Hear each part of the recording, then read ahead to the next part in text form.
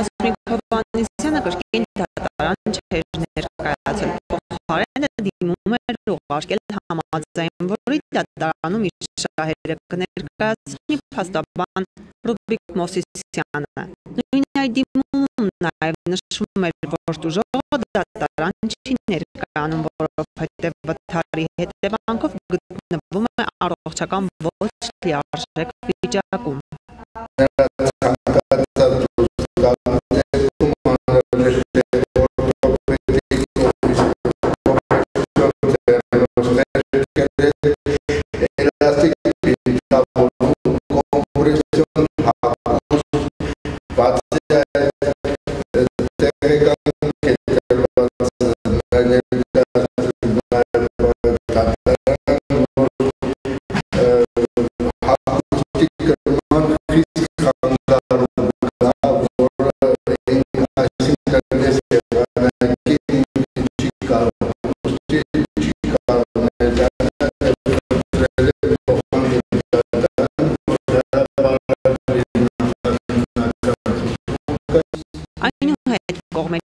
Համաձայնությամբ դատարանը որոշեց հրապարակել նիստերին չներկայացած տուժողների ու տուժողների իրավահաջորդների նախաքննական ցուցմունքները։ Սկզբում հրապարակվեց Հասմիկ Հովհաննիսյանի նախաքննական ցուցմունքը, որտեղ տուժողը պատմում էր դեպքի հետ կապված մանրամասներ։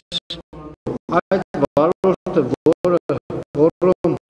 յուղի կողմից խաչմերուկը մտավ մեքենայի առաջամասով, ընթացավ դեպի Կուսանակյուղի ուղղությամբ, առանց աջ ձախ թեքվելու։ Այդ մեքենայի տեսնելուց մոտ տավորապես 15 վայրկյան անց, մոտ 10 մետր առաջ ընթանալով մեր ավտոմեքենան բախվեց այդ բեռնատար ավտոմեքենայի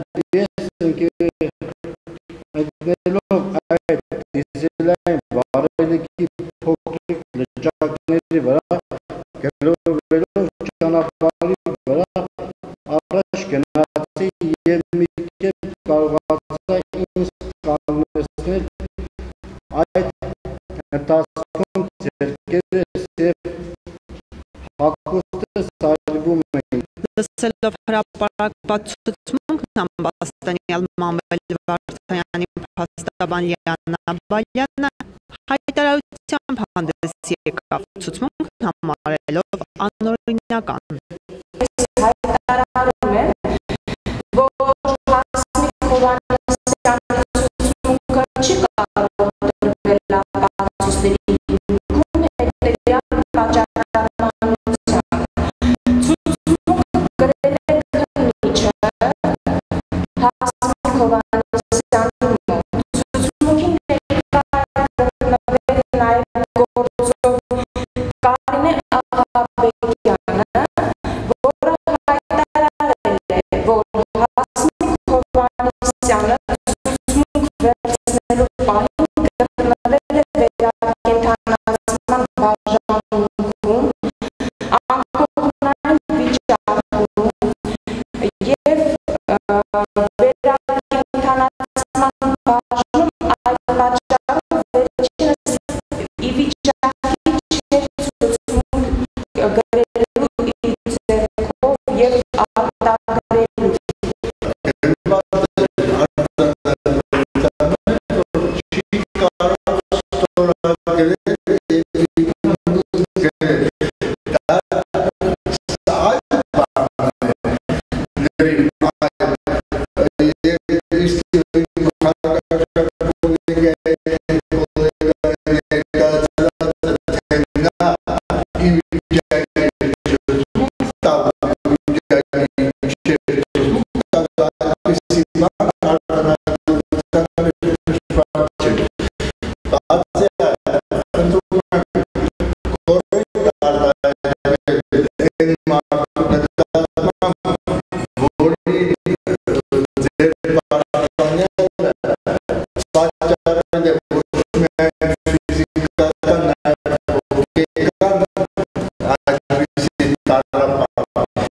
Այնուհետ հրապարակվեց տուժող գազել մագնիչի ավտոմեքենայի մեկ այլ ուղևոր Կարեն Բաղդասարյանի նախաքննական ցուցմունքը,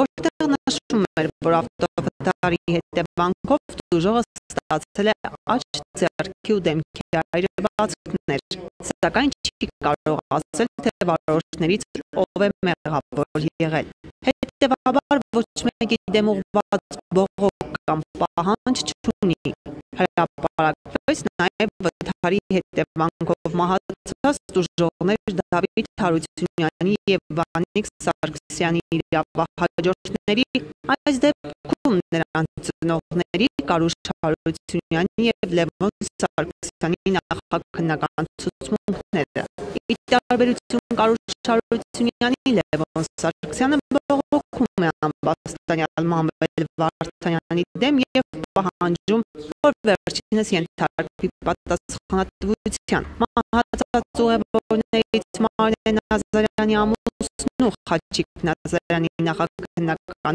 ցուցմունքը հրապարակելուց հետո դատարանն անցավ գործով վկաների հարցաքննությանը։ Վկա Ռաֆայել Հովհաննիսյանը դեպքի օրը գտնվել է միևնույն գազել մագնիչի ավտոմեքենայում։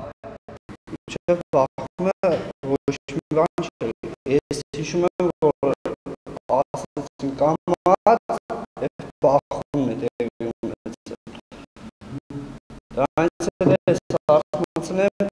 դիմացի մասը այրված է եղել, դուրս եմ եկել, մեքենաներ այրված։ Գիտակցություն ստորցել եմ, արթնացել եմ, դուրս եմ եկել, մեքենաներ այրվում, վարված վազում էր, օգնություն ցույց տվեցին նրան, հետո մեքենայի միջից այրվող երկուղանի միջից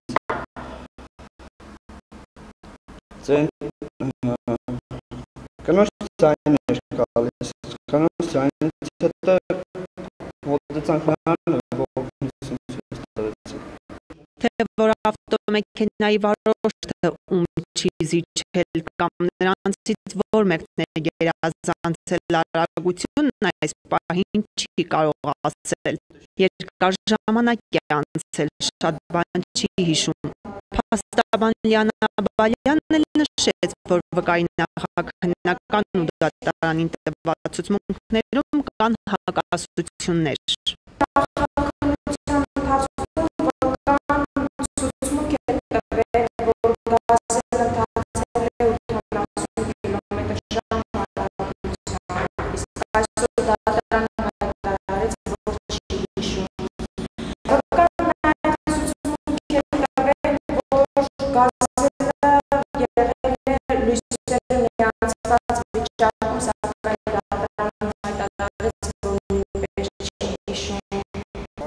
Այնուհետ դատարանին ցուցմունք տվեցին գործով վկա ճանաչված Արտակ Սարգսյանն ու Վալյա Մխոյանը։ Վերջինս հանդիսանում է Տրանսակոնթարտ ընկերության բուժքույր։